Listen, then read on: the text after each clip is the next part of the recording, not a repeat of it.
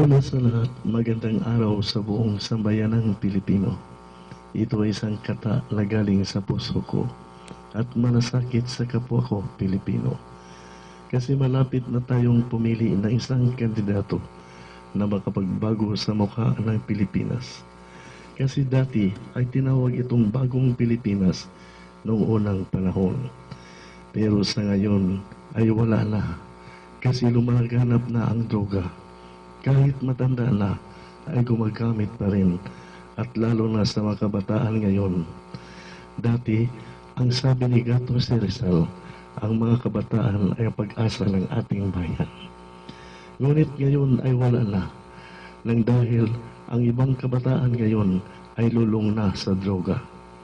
At sino ba sa kanila ang karapat dapat ihalal na mamuno sa ating bayang sinilangan na ngayon ang ating ibang mga kabataan ay naligaw na ng landas.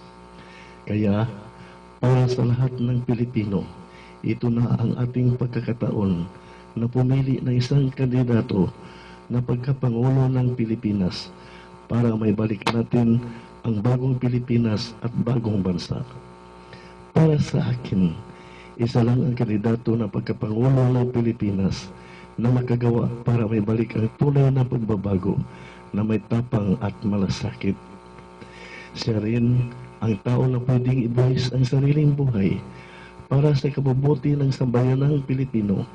Kasi ang nakita natin sa Davao City ay gusto niya ring makita sa buong Pilipinas. At maraming nagtatanong na siya ay may kakayahan ba na mamuno sa buong Pilipinas, na ito'y malaki pa kung tularan mo sa isang maliit na lugar. Pero mga kababayan, ang tanong ko, saan kayo nakakita ng isang tao na nagtagumpay sa kanilang mga pangarap? Di ba nagsimula sila sa maliit hanggang makamit nila ang tagumpay na kanilang minimiti?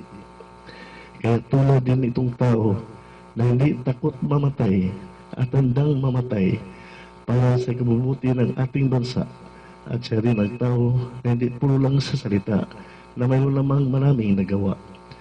Kaya kailangan ng bawat Pilipino ay tutukan natin ang lahat ng kandidato ng pagkapangulo ng Pilipinas na may tapang at malasakit para sa kabubuti ng ating kabataan ngayon tungo sa kaunlaran ng ating bayang Pilipinas. Dahil siya lang ang nagsasabi ng totoo. At kung gusto niyo na mabalik ang sinabi ni Gato C. Rizal ng mga kabataan ay pag-asa ng ating bayan, iboto ninyo ang iboboto ko na si Mayor Rodrigo Duterte para sa pagkapangulo ng Pilipinas at makamit natin ang tunay na pagbabago sa lahat ng sambayanang Pilipino. Maraming salamat po sa inyong lahat na mga Pilipino kahit sa sulok ng mundo. God bless all at mabuhay ang Pilipinas. Tayo na, Pilipinas, tayo na magbago.